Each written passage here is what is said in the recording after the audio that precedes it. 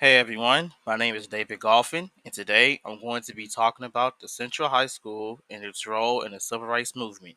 I'm mainly focusing on what happened in 1957 with the Little Rock Nine and why it was such an important moment in history. So, Central High School is in Little Rock, Arkansas, and it opened in 1927. Back then, it was actually considered a really advanced and impressive school, a very big school, one of the biggest for its time, but it became famous later because of the civil rights movement. Today, it is still a working school, but it's also recognized as a historic site. Here's a picture of the school around that time, and here's a picture of the school in more modern times.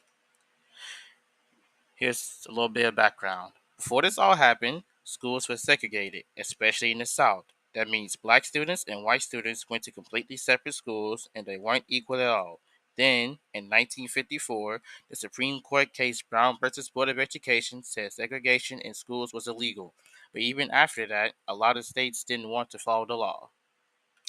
In 1957, 9 black students were chosen to go to Central High School. They became known as the Little Rock Nine. These were just regular teenagers, but they had to be really brave because they knew people wouldn't accept them.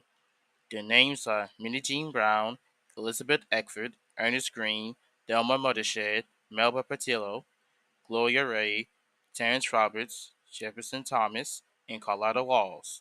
One of the most well-known students was Elizabeth Eckford. On their first day, things got really bad. There were huge angry crowds outside the school. The governor, Orville Faubus, actually sent the National Guard to stop the students from going in, so they literally couldn't even enter the school.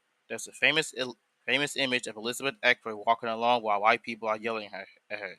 That moment got a lot of attention across the country, which is the picture in the center. Eventually, Dwight D. Eisenhower stepped in because the situation was getting out of control. He sent federal troops to Little Rock to protect the students. The soldiers walked them into school and made sure they were safe.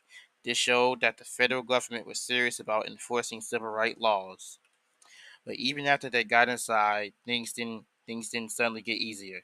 The Little Rock Nine was still treated really badly every day. They were bullied, threatened, and ignored by a lot of people. Even some teachers didn't help them.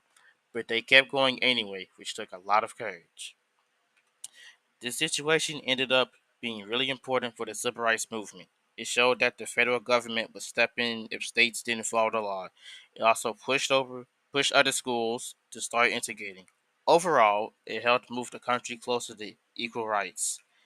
This still matters today because it shows what people had to go through just to get equal education. It's a reminder that change doesn't happen easily, and it takes brave people to stand up for what's right. So, in conclusion, Central High School became a major symbol of the civil rights movement. The Little Rock Nine helped change education in the United States, and their bravery made a lasting impact that we still learn about today. And here are my references. Thank you for listening, and have a good day.